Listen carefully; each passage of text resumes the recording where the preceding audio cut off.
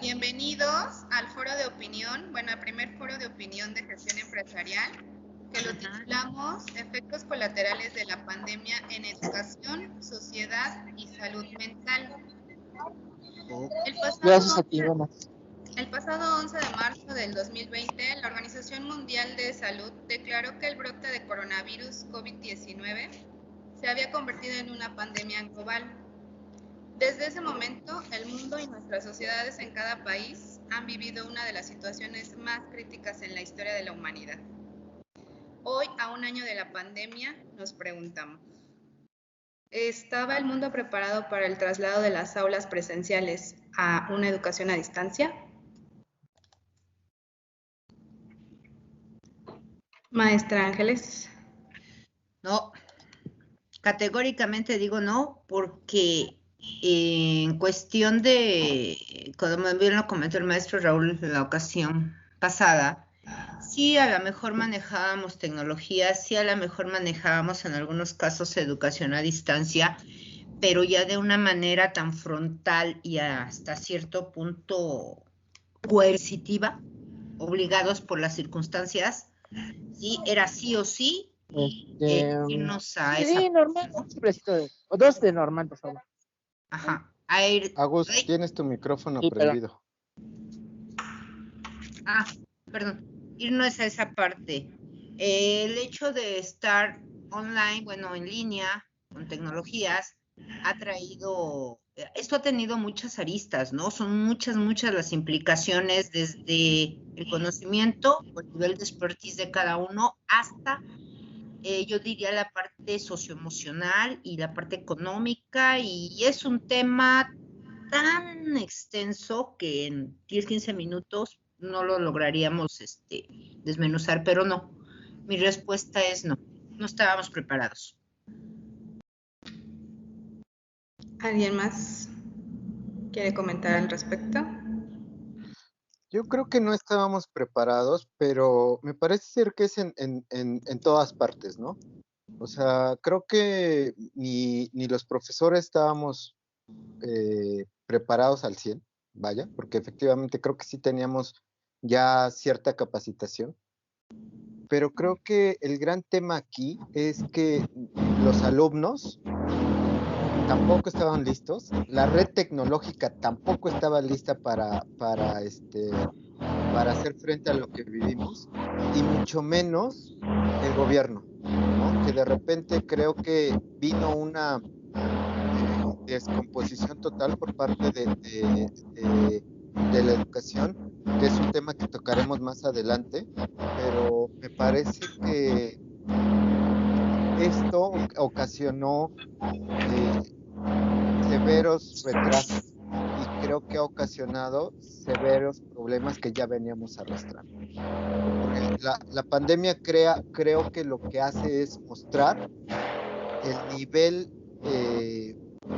educativo que ya teníamos, y obviamente tanto educativo como también por el otro lado un nivel socioeconómico un poco endeble, ¿no? En algunos hogares del país, que cuando viene la pandemia, uno es el carácter tecnológico, pero otro es el carácter a nivel económico, ¿no? Que no había un internet suficiente, que no había una computadora suficiente, o sea, simplemente una familia que tuviera 2 hijos, ¿no? Pues necesitaría al menos dos aparatos, ¿no? Para poderle hacer frente a esto. Ahora familias de 3 hijos más todo, o sea, sí fue un tema suficientemente complicado, ¿no? Que creo que al final del día mostró en el nivel educativo y el nivel económico que estaba arrastrando el país, ¿no? Entonces, pues sí, efectivamente creo que no estábamos preparados y creo que pues eso se notó. Maestra Vero. Muchas gracias. Considero que la pandemia fue el acelerador que necesitábamos para entrarle de lleno a este mundo digital, que se vuelve el salto necesario obligado para tomar la tecnología de lleno y hacerla parte de nuestras actividades cotidianas. No estábamos preparados a nivel capacitación, no al 100%, como lo menciona Raúl, pero la gran lección que nos deja es también la parte del equipamiento.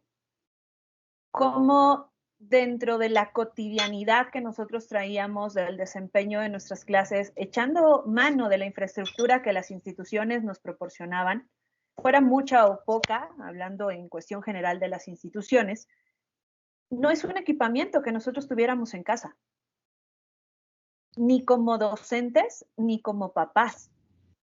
Y se vuelve una cuestión y un cambio social el hecho de la utilización de dispositivos a muy temprana edad. Yo me acuerdo mucho unos meses antes en la escuela de mi hija, que iba en primero el año anterior, en donde nos hablaban justamente de la exposición a los dispositivos. Y una de las recomendaciones es que los niños no debían tener acceso a un dispositivo celular, o por lo menos no de tal manera, no a una gran escala de exposición, sino hasta después de los 13 años. Cuando de repente la pandemia te lleva de lleno a este mundo digital, y hoy por hoy, por lo menos desde este hogar, pues me correspondió cederle el celular que tenía, conseguir un equipo nuevo, tratar de equiparme mejor, y apenas me decían, ¿a poco tu hija tiene un celular?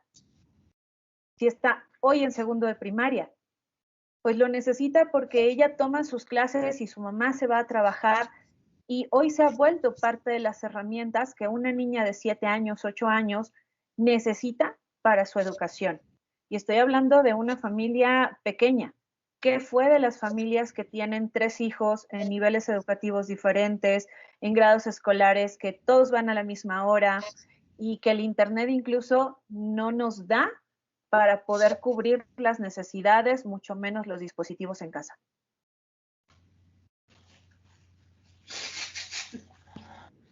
Muy bien, y bueno, pues aquí podríamos tomar un poco el tema de la deserción, ¿no? De los alumnos en base a estas condiciones, ¿no? Que se presentan.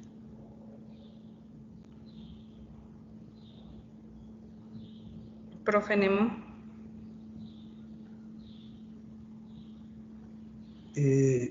La deserción escolar durante la pandemia de COVID-19 en la Ciudad de México, publicada por el J. Mendoza 31 de marzo de 2021, como resultado de las medidas de confinamiento implementadas por el gobierno mexicano. Tras el inicio de la pandemia por el COVID-19, los niños y jóvenes mexicanos inscritos en instituciones educativas se vieron obligados a continuar sus estudios desde casa. Sin embargo, se estima que más de 2.83 millones de estudiantes abandonaron la escuela entre abril y agosto. A pesar de las herramientas de educación a distancia disponibles para estudiar desde el hogar, se calcula que alrededor de 2.53 millones de niños y adolescentes desde el nivel preescolar hasta bachillerato abandonaron la escuela. Esto representa un 10% del total de alumnos inscritos en instituciones de nivel preescolar, primaria, secundaria y bachillerato. Uno de los principales motivos de los que los estudiantes deciden no continuar sus estudios está relacionado con la poca funcionalidad de las clases a distancia. Eso es lo que yo opino. Profesora Ángeles. Híjole, igual, al igual que el otro tópico, este también tiene indistintas aristas, demasiadas, porque podríamos, digamos que verlo desde dos ópticas: instituciones públicas, instituciones privadas, ¿sí? Y ahí entramos en otra dinámica. Instituciones públicas, justamente lo dijo por ahí la maestra Vero y Raúl, no estábamos preparados, ¿sí? A todos los niveles, ¿vale? En instituciones públicas obviamente no es lo mismo en determinado momento para los alumnos desde los niveles básicos hasta las IES pasar de una dinámica presencial a una dinámica en línea. Ese es uno de los principales factores, por ahí lo comentó el maestro Nemorio, ¿no? Aparte del equipamiento, el conocimiento. Eso lo hablamos en términos de educación pública, ¿sale?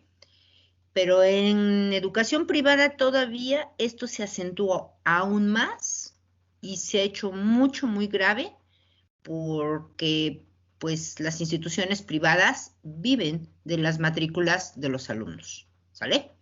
Y ha habido un cierre masivo, como no tengan una idea, de instituciones privadas a nivel mundial. Ya no hablamos a nivel nacional, olvídense de eso, pero a nivel mundial ha habido un cierre masivo de escuelas. Digo, tan solo aquí les comparto en México, bueno, Raúl lo conoce, también Laverito y bueno, tal vez los demás, lo que es Relauret, que agrupa Unitec, VM y demás instituciones a nivel mundial, redujeron su matrícula en un 27 o 30 y tantos % de docentes ya activos, ¿sale? Y esos son los más antiguos. Aún todavía se incrementó más por justamente la deserción. El alumno paga para estar presencial, no para estar en línea. Ok, vamos a mover esa parte, era lo que había o es lo que hay. Y sin embargo, pues también ahí las instituciones privadas perdieron mucho vía becas, vía financiamientos, porque son alumnos o mercado que ya se les va o se les fue. Porque hay que incluso muchos de ellos, aunque son chicos que asisten a escuelas privadas, pues sus padres, muchos de ellos, también trabajan para darles una educación y pues muchos de estos padres también se quedaron sin trabajo. Entonces, es un problema la deserción escolar, no nada más de no me gusta estar en línea, sino tienen muchos más aristas de las que estamos viendo, ¿sí? Y esto a futuro, ahorita estamos viendo la puntita del iceberg de toda esta problemática. Vamos a esperar en el futuro, ojalá y no sea más halagueño, pero estamos apenas vislumbrando la punta del iceberg, nada más lo que viene. Y sin sonar catastrofista, lamentablemente decía un amigo, justamente un doctor aquí de la FES Aragón, dice, es que hay que ser brutalmente realistas, se nos viene una temporada muy complicada, aun y cuando regresemos de manera presencial. Digo, no es ser pesimista, hay que ser objetivo y realista, ¿no? Obviamente con un dejo de mucho positivismo, pero pues bueno, ese sería mi comentario, ¿no? Profesor Raúl. Sí, es que aquí, en el caso de las privadas, pues obviamente hay una deserción derivada de dos aspectos. Uno es que muchas de las, o sea, hubo 12 millones, 10 millones en el punto más crítico de la pandemia el año pasado, ¿no? Se perdieron 10 millones de empleos, 12 millones de empleos según el INEGI. Entonces, obviamente muchísimas personas se quedan sin empleo. Sí. Las que tienen empleo les reducen en muchas de las empresas privadas el salario. Sí. Y obviamente esto complica muchísimo pagar una escuela privada. Claro. Por el otro lado, lo que te ofrece una escuela privada es todas las amenidades extras, ¿no? Es cierto. Que la natación, que centros de cómputo super padres, que canchas de no sé qué, de básquet, de muchísimas cosas que básicamente ya no las ocupas, porque todos estamos como conectados de la misma forma, ¿no? Mediante Teams, Meet o lo que sea, todos iguales, sea pública, privada y todo ello, ¿no? Entonces, obviamente ya a nivel económico, pues también ya no te conviene tanto pagar una escuela privada que realmente no estás ocupando todo lo demás que te ofrece la colegiatura. Entonces también hay una deserción, creo que por parte de las personas que deciden, ¿no? Emigrar hacia una escuela pública por esto, ¿no? En lo que la pandemia pasa y ya puede regresar a todo ello. Y dos, me parece ser que también derivado de lo que comentaba, ¿no? De los ingresos. Pero también me parece aquí tremendo la cifra que es bien conocida, que la daba nuestro compañero Nemorio, que el 10%, ¿no? O sea, estamos hablando de 2 millones de personas que no están hoy estudiando. El punto es a dónde se van a ir esas 2 millones de personas. Al comercio informal, a la delincuencia, que es lo peor, ¿no?, que nos podría pasar. Y obviamente lo que comentaba Angie, pues obviamente esto en el mediano y largo plazo, pues se nos va a complicar muchísimo más, porque pues es una población que hoy día, ¿no? No está estudiando y pues que en algún momento va a tener que hacer algo, ¿no? Para poder conseguir dinero y vivir. Entonces, en este sentido, pues eso complica muchísimo más la ecuación. Y obviamente me parece que también en un país donde hay tanta desigualdad y que está sumamente comprobado que lo único que puedes hacer para reducir los niveles de desigualdad es aumentar los niveles de estudio. Así es. Obviamente hoy no podemos en México y eso va a agravar más los Más. niveles de desigualdad.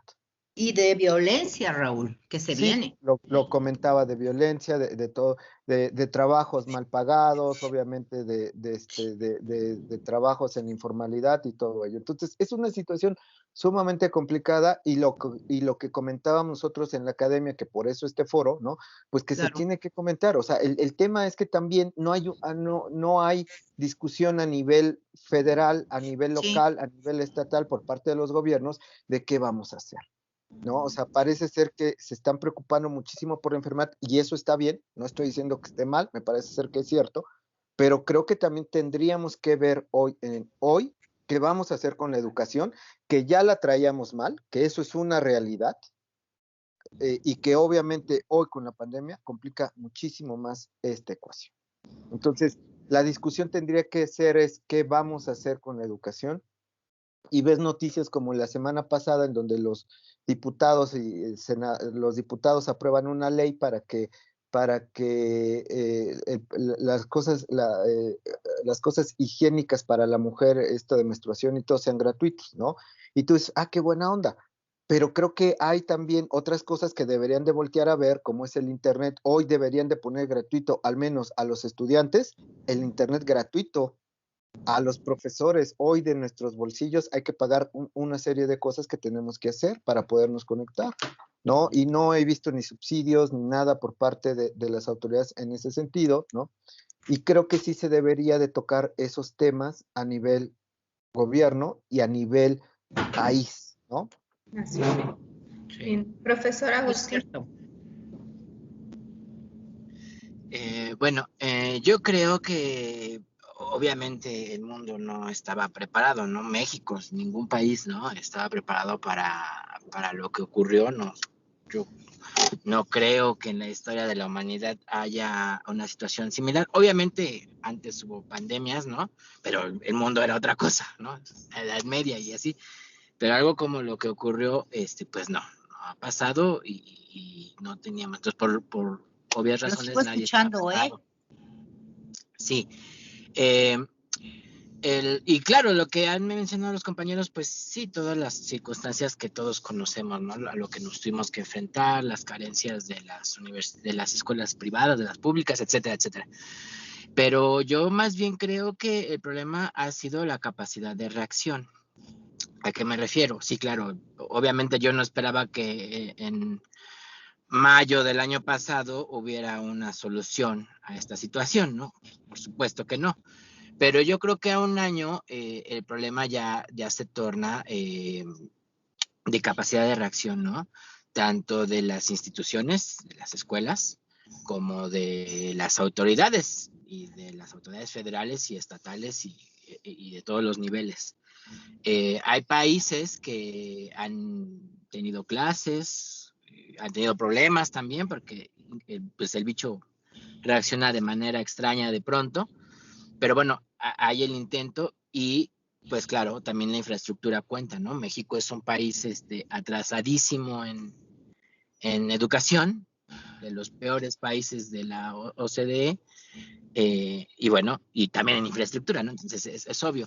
Y claro, lo que bien dice Raúl, que la escuela es un sistema, que es algo que iguala a las personas, ¿no? La educación permite que las oportunidades sean más parejas. pues no lo eran y ahora menos, ¿no? Se ha incrementado esa brecha de desigualdad, porque hay escuelas que sí, sobre todo creo privadas, que le buscaron alternativas, ¿no?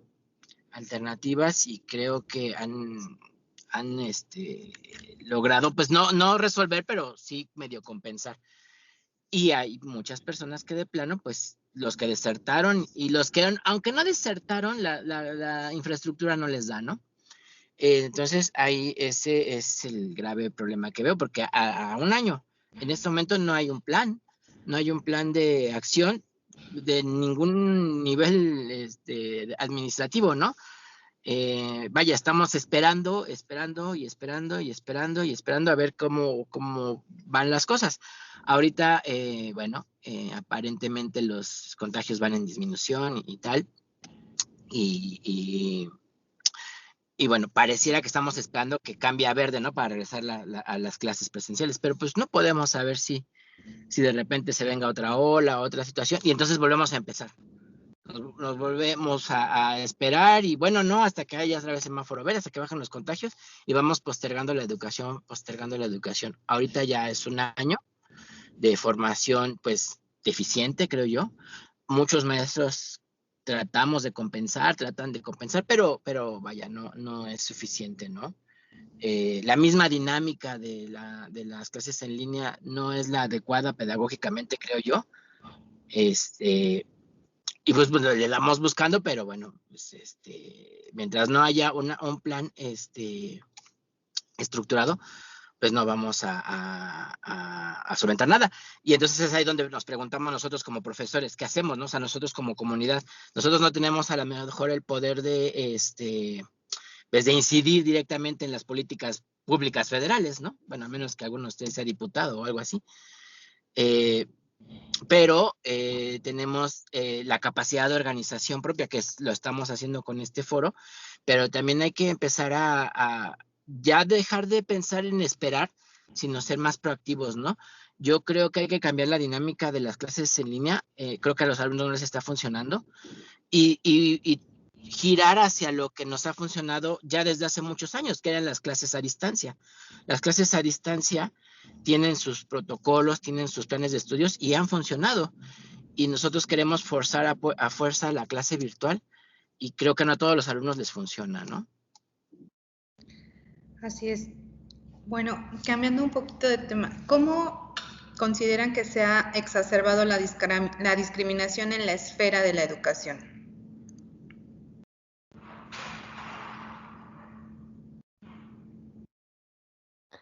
Pues, se ha polarizado. los que tienen... O sea, Profesor. venga, Gus. Vamos. No, por favor, Raúl. O sea, vaya, creo que otra vez, ¿no? Creo que la pandemia muestra, o sea, creo que de alguna forma no veíamos, ¿no? O no se veía, o no queríamos ver, ¿no? La desigualdad que había en este país, ¿no? Sí sabíamos, se comentaba, ahí estaban los estudios y todo, ¿no? Pero hasta ahí. Pero cuando llega esta pandemia, pues obviamente se ve, ¿no? Se muestra, lo que hace creo que la pandemia es mostrar una desigualdad tremenda en este país, ¿no? Entonces me parece ser que la desigualdad es tan tremenda que en algo que debería de ser, que vaya, que comentaban anteriormente, que se había homogenizado un poco la educación porque todos estábamos virtualmente, llámese cualquier escuela privada con escuela pública. Hay gente, ¿no? De escuela pública que ni siquiera tiene el acceso a un computador, ¿no? A un servicio de internet, entonces ni siquiera puede estar así, ¿no? O sea, lo hemos visto en las noticias que hay personas que con todo y eso de aprenden en casa, no tienen televisión, o sea, no tienen las condiciones necesarias mínimas. Y obviamente eso es dramático porque en un país desigual lo que está pasando es que haya cada vez más desigualdad. México se está polarizando. Y el gran problema es que esta polarización nos está llevando a problemas sociales tremendos, ¿no? Esta división nos está llevando a temas ya en todos los sentidos, ¿no? Vemos, y vaya, también en otras partes del mundo, ¿no?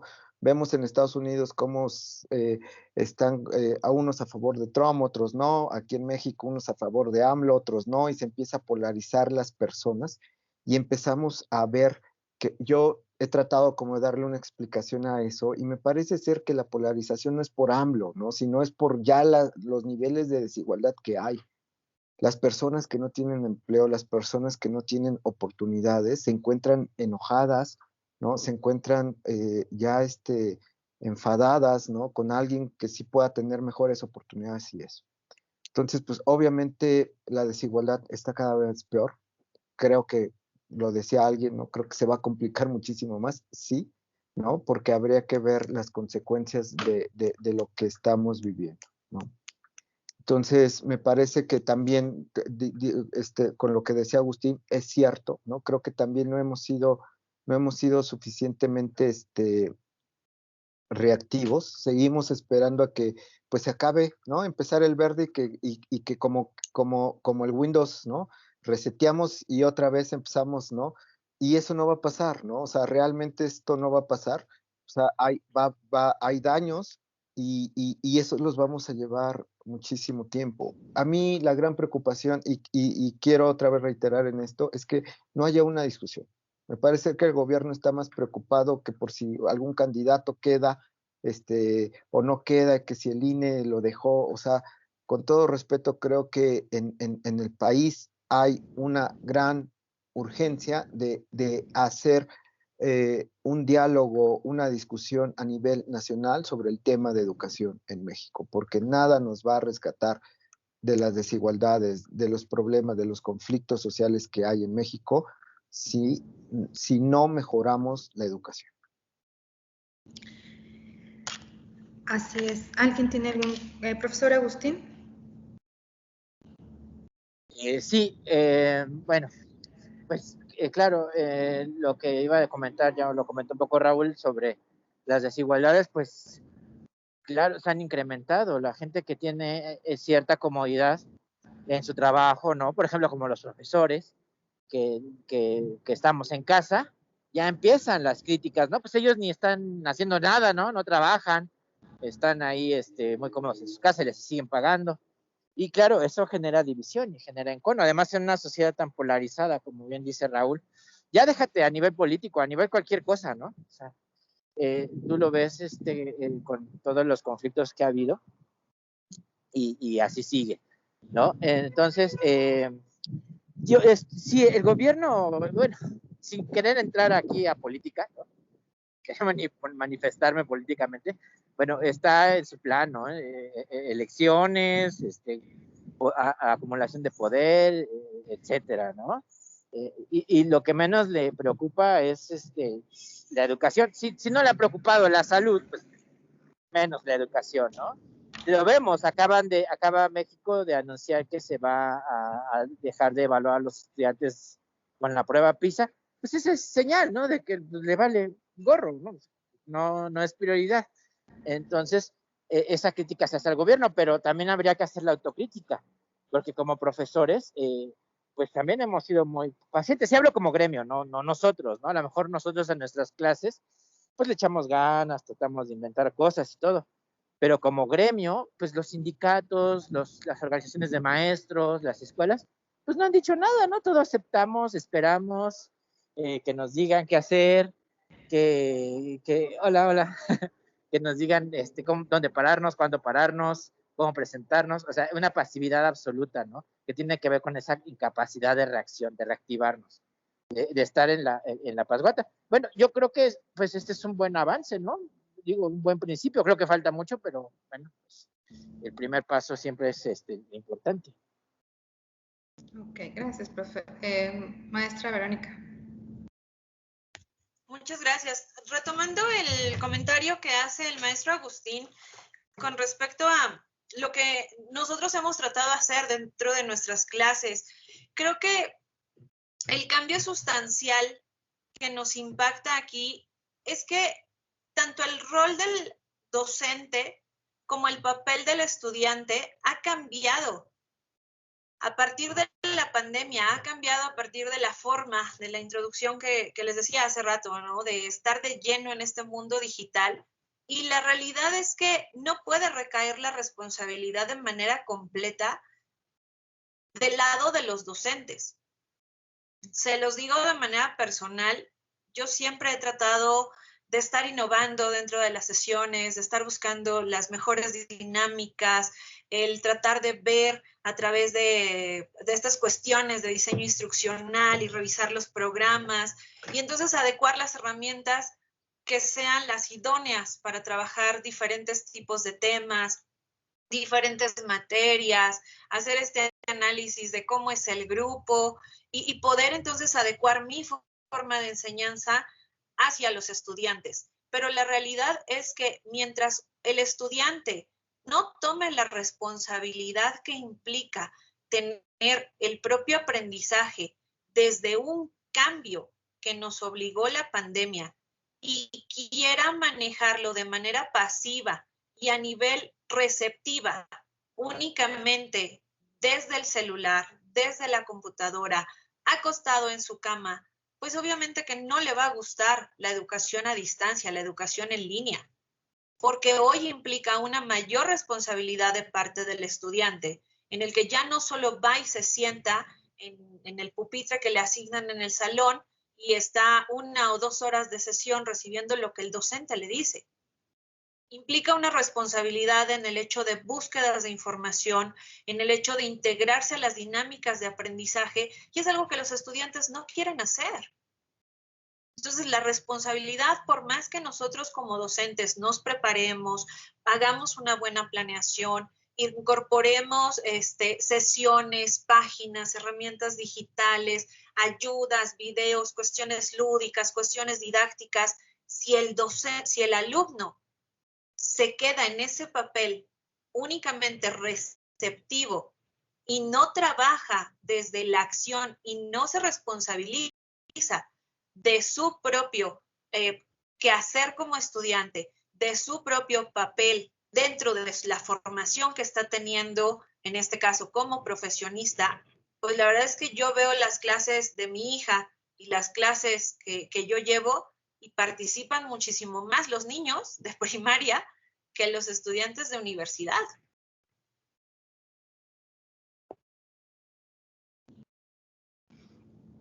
Ay, maestra Ángeles. Alcancé realmente a escuchar un poquito en esta última parte de la aportación de la maestra Canchola. En mi óptica muy personal, estos cambios de comportamiento o estos patrones que han venido siguiendo, seguimos los alumnos e incluso los maestros, que hemos sido reproductores de las políticas educativas. Esto tiene que ver más, desde mi óptica, aclaro, más de una política educativa de fondo, incluso de forma. Si esto va más allá, ¿sale? ¿En qué sentido lo digo? Y aparte tiene que ver con los paradigmas educativos que hemos tenido a lo largo de N cantidad de años. O sea, esto, bueno, les reitero, es desde mi óptica. Tiene que ver, una, con las políticas educativas de cada país, y bueno, si me centro en México, tiene que ver dónde la educación, en cuestión de los paradigmas, ha sido tradicional, tradicional, tradicional, tradicional. Maestro aportador, alumno receptor, maestro activo, alumno pasivo. Punto. ¿Sale? Considerando que en los últimos años se han ido cambiando los modelos educativos, incluso los paradigmas, el mismo paradigma dominante sigue siendo el tradicional. ¿Sale? Entonces, por esto este viraje a irnos a la educación en línea marca un hito, marca un cambio de estructuras mentales tan arraigadas en el alumno que hoy por hoy, bien lo dijo la maestra Canchola, el alumno pequeño, el alumno de básica, incluso de secundaria, está más receptivo, mucho más receptivo. ¿Por qué? Porque son los niños, ahora sí que valga la expresión que se usa mucho en educación, que nacieron con el chip integrado. Algunos son nativos digitales. Y seamos honestos, nosotros hemos sido emigrantes digitales. ¿sale? Muchos de los que estamos aquí presentes nos educaron bajo un paradigma tradicional. Entonces, esto tiene que ver más también con las políticas educativas y con los modelos y con los, ¿cómo se llama? Nuevas tendencias en la educación. Es por eso que los niños están más receptivos. Ahora, si lo abordamos desde el punto de vista político, política educativa mexicana, seguimos siendo un modelo tradicional de educación, ¿sí? Y cambiar a esta parte de tecnología, con todo el respeto que me merecen, está costando y va a costar más, porque para allá vamos, ¿sí? Hay por ahí en el sexenio de Fox un documento que hablaba, no recuerdo, de México Digital, una cosa así, no recuerdo, en sus años lo leí, que hablaba que para el año 2030, ¿sí? Todos teníamos que ya tener ese bagaje o ese hándicap en cuestión tecnológica, ¿listo? Y estábamos hablando de hace más de 20 años, llevamos 21 años, y nos faltan 9 más, ¿no? En donde México Digital o México Tecnológico, no recuerdo, les digo, el documento hablaba en eso, en ese sentido de todos ir hacia la parte tecnológica, ¿no? México. Y pues bueno, esta pandemia de alguna manera vino a ser el parteaguas, el punto de quiebre para llevarnos justamente allá. Y es a donde vamos, ¿sí? Y sabemos que muchos alumnos y muchos docentes, y lo digo así de manera muy tajante, muchos docentes se resisten a ese cambio tecnológico, ¿sí?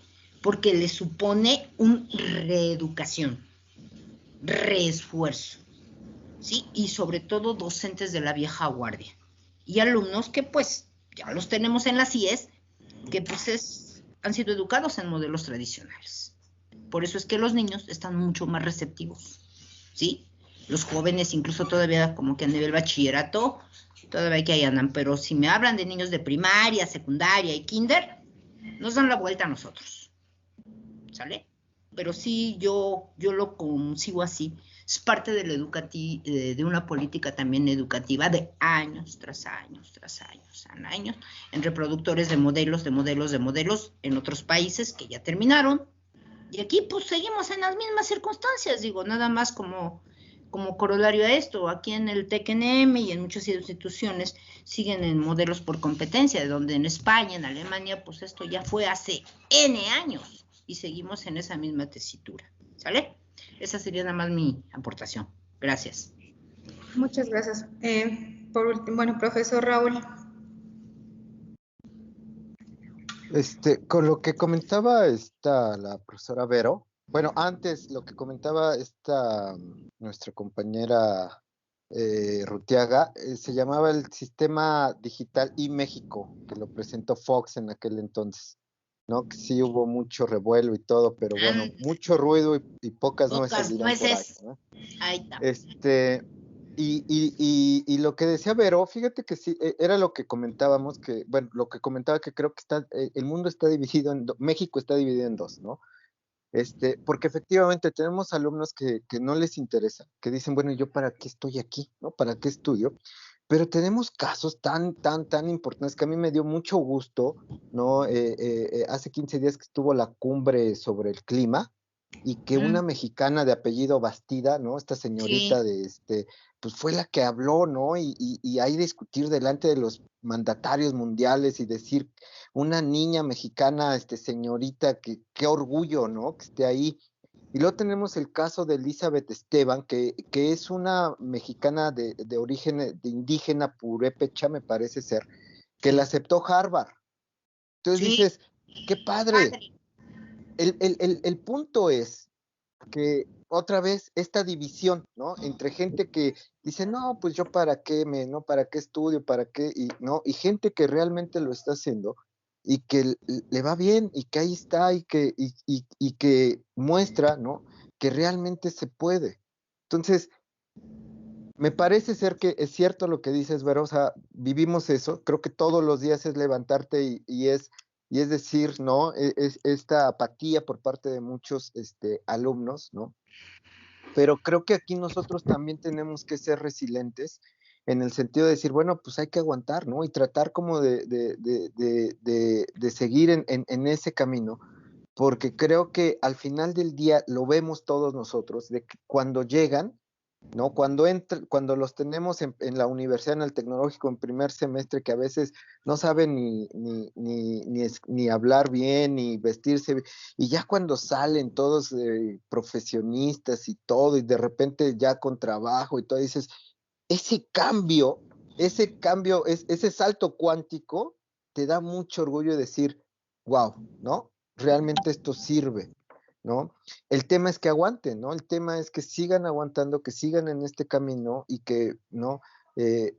Lo comentaba con un vecino que daba clases también y decía, bueno, a lo mejor tus hijos, sus hijos, nuestros hijos, pues no tienen ese problema, ¿no? Porque nosotros les decimos estudia, mira la importancia y todo, pero hay que entender que a veces vivimos con niños que en sus casas nadie les ha dicho absolutamente nada, ¿no? Dicen, pues estúdiale, ¿no? ¿Para qué? Pues quién sabe, pero tú estudia, ¿no? Entonces, sí tienen ahí, ¿no? Y a veces nosotros terminamos siendo esa figura, ¿no? Entonces, pues sí, a eso nos enfrentamos, Vero, pero pues, ¿no? Lo decía Agustín, tratar de ser esos profes reactivos, ¿no? Y de tratar de hacer ese cambio en este país que le hace tanto falta, ¿no? A este México. Muchas gracias, profe. Pues ya para finalizar, profesores, ¿qué condiciones creen que deberíamos de tener para el regreso a clases? Creo que por ahí Carlitos Carlitos y tiene Janet. argumentos y Janet, Maestra ¿no? Janet.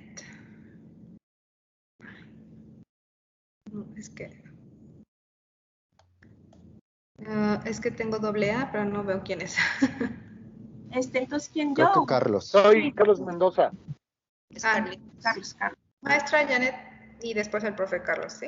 Ok, perfecto, muchas gracias. Bueno, como bien estamos viendo aquí en este foro, nosotros que hemos sido maestros, yo también doy a nivel medio superior.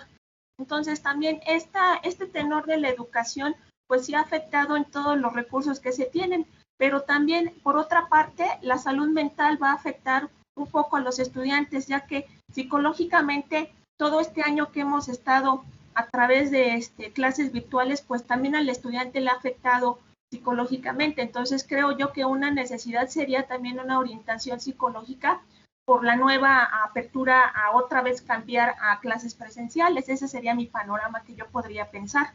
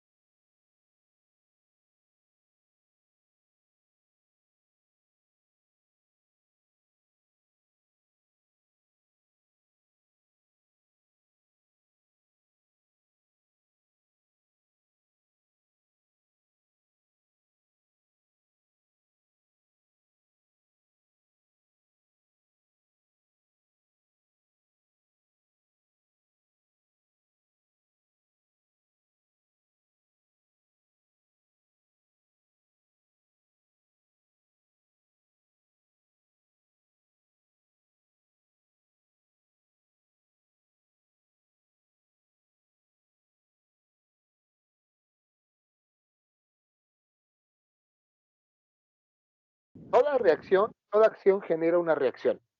Entonces, obviamente que, por ejemplo,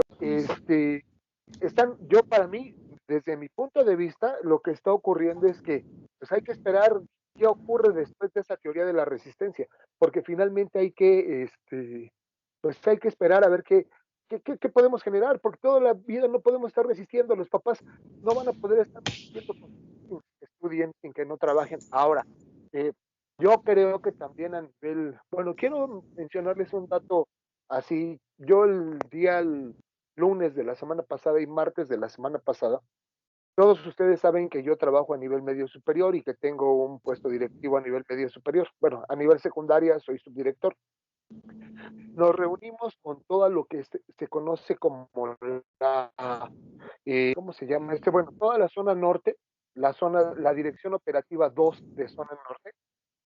Ojo, tiene registrados de tercer grado de secundaria 175,000 alumnos, ¿sale? 175,000 alumnos. Diseñó un programa para que los alumnos se prepararan para nivel medio superior. El dato que les voy a dar es muy poco significativo y muy poco alentador. De esos 175,000 alumnos inscritos en tercer grado de secundaria en el programa de reforzamiento que diseñó la SEP con el órgano de nivel medio superior, con MIPEMS, solamente de todas las escuelas, a ese programa asisten 1,500 alumnos. ¿Vale?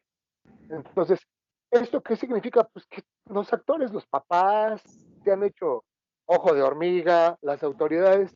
En la escuela donde yo trabajo en la mañana, ojo, cancelaron el internet, cancelaron la línea de teléfono, no hay luz, no hay agua, y eso ya no es cuestión de que estemos dando bien o no estemos dando bien nuestra materia, nuestras clases, sino de la infraestructura que vamos a recibir.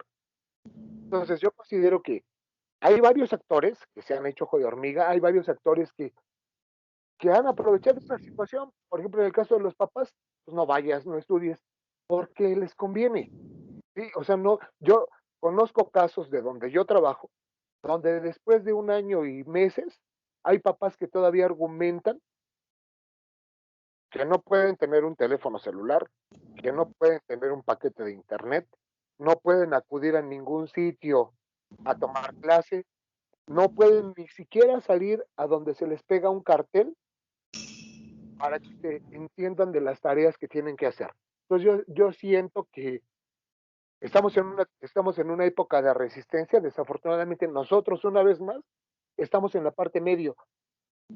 Autoridades, maestros, padres de familia y alumnos. Nosotros estamos en medio y finalmente nosotros estamos corriendo los riesgos como siempre.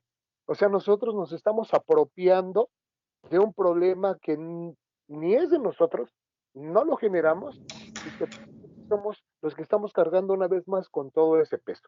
Yo considero que yo he visto las clases de todos ustedes, he escuchado los comentarios, por ejemplo, aquí veo a la maestra Mónica, veo a la maestra Canchola y veo todo, y entonces yo veo que el maestro Nemo, a la maestra Janet, y los comentarios son buenos. O sea, yo creo que la función en nuestro nivel con nuestros chicos es buena, pero hay que ver quiénes están después de nosotros. Esa es la cuestión. Y nada más es lo que yo quería comentar. Muchas gracias, porque ya me voy a quedar sin pila. Muchas gracias. Bueno, pues muchas gracias a usted, profesor. Ya se nos terminó el tiempo, profes. No sé si alguno de ustedes quisiera dar alguna reflexión. Oye, Falta Janet. Hola. Estamos. Ya habló, nos dijo, fue la primera. ya nos dijo, ya habló la misma, profe Agustín. Augusto. No, si quieres que hable primero la maestra Janet, porque lo mío no tiene que ver con el tema. Bueno, sí. La última pregunta que hiciste era que qué vamos a proponer para el regreso, ¿no? Algo así preguntaste. Entonces, sí, en un momento dado, deberíamos tener para el regreso. Aparte de la salud mental que hace ratito comenté, pues también en un momento dado, no sé, la organización de cómo van a ser las clases. Se ha escuchado en algunos sitios que a lo mejor el regreso va a ser semipresencial, entonces en un momento dado, porque va a haber también otras cepas que puedan activarse, porque no nada más la vacuna podría cubrir a esta en este momento. No sé, eso yo también he escuchado, entonces podría ser también otra forma de que pues también la institución educativa tendría que ver esa parte. Ahora bien, también no se sabe si los padres de familia y los menores de edad o jóvenes van a estar vacunados, podría también ahí activarse otra vez, entonces ahí debe de haber también medidas que se tendrían que ver cómo poderlas hacer, y de una manera, pues en este caso podría ser que las clases serían de grupos pequeños, así sería, y semipresencial también va a seguir, es lo que yo podría proponer que sí va a seguir así. Yo creo que también en este sentido tendríamos que, pues yo creo que la seguridad de todos los participantes es primero, ¿no? Me parece ser que eso es indudable. Sin embargo, creo que también pasa que, lo que hemos comentado aquí, es que es por un lado hay cada vez más deserción, ¿no? Se están agudizando cada vez los problemas de desigualdad, el tema del aprendizaje, ¿no? Que bien a bien comentaba la Miss Angie, ¿no? Pues de los modelos. Creo que hoy ya no hay un modelo, ¿no? Hoy cada quien la da como mejor te convenga, y creo que hoy, ¿no? Estos modelos pues han tendido a desaparecer, porque hoy es como, pues, ¿no? Cada quien se las arregla como puede. Pues sí, lamentablemente, porque no hay tampoco una dirección, ¿no? O sea, creo que nadie sabe, ¿no? Y vaya, llevamos un año, creo que al principio era peor, ¿no? Hay que recordar cuando nos estalló hace un año, era como se pudiera. Nada más pero creo que ya también es urgente. Ajá. Nada más como comentario, nada más, es muy, muy rápido. Sí, ahorita estamos viviendo el aquí y ahora, pero ¿qué va a pasar después? Sí, eso es lo aterrador, claro. para mí. Sí, eso es lo aterrador. Ahorita estamos viendo el aquí y ahora, y es a la sálvese quien puede, y a la viva México damos la clase. Pero si hacemos una visión al futuro, puta, en mi óptica me da miedo. ¿Qué va a venir? ¿Qué tipo de chicos vienen después? ¿Qué tipo de profesionistas van a venir después? Eso es lo preocupante, ¿sale? O sea, no es ahorita, como quiera, pues la salvamos, ¿no? Ahí va. ¿Y después qué va a pasar? Ahora sí, parafraseando una película, el día después de mañana, ¿no? Sí, pero que también se ha trasladado a los alumnos, ¿no? O sea, digo, creo que siempre lo ha sido, ¿no? Pero de alguna manera antes era como muy de la escuela, ¿no? Hoy se ha trasladado a los alumnos y es responsabilidad del alumno, ¿no? O sea, básicamente, ¿no? Pero bueno, al final del día creo que, otra vez, creo que sí se debería discutir.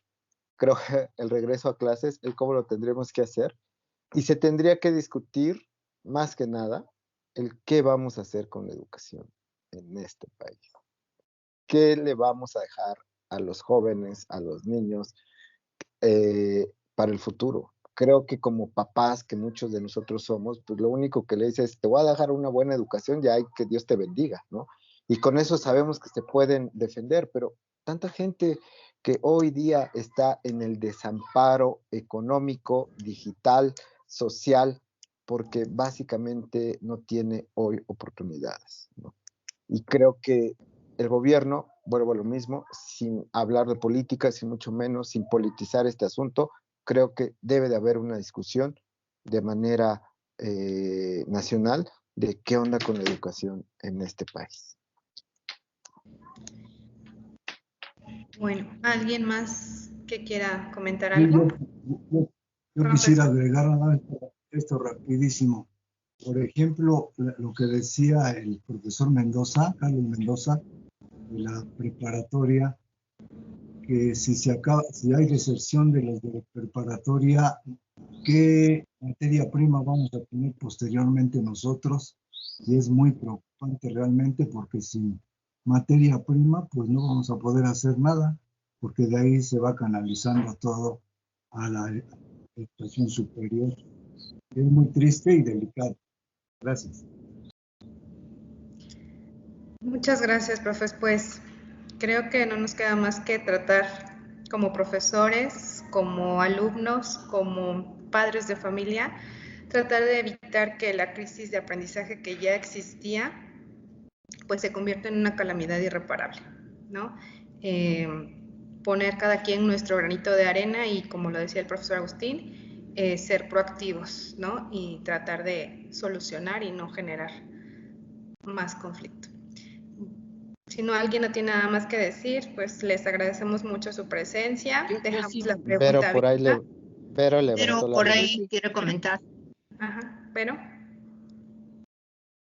Muchas gracias. Pues nada más para cerrar este primer foro, que espero no sea el único y no sea el último, pues quiero hacer la invitación, lo que comentábamos, el hecho de tomar responsabilidad, cada quien desde el papel que nos toca desempeñar, desde el rol que estamos nosotros llevando a cabo como papás, como docentes, como estudiantes, como autoridad, y que tomemos verdaderamente esa conciencia y responsabilidad en nuestras manos de tomar de manera activa las acciones que podamos desde este papel que tenemos, desde este rol que jugamos, podamos propiciar.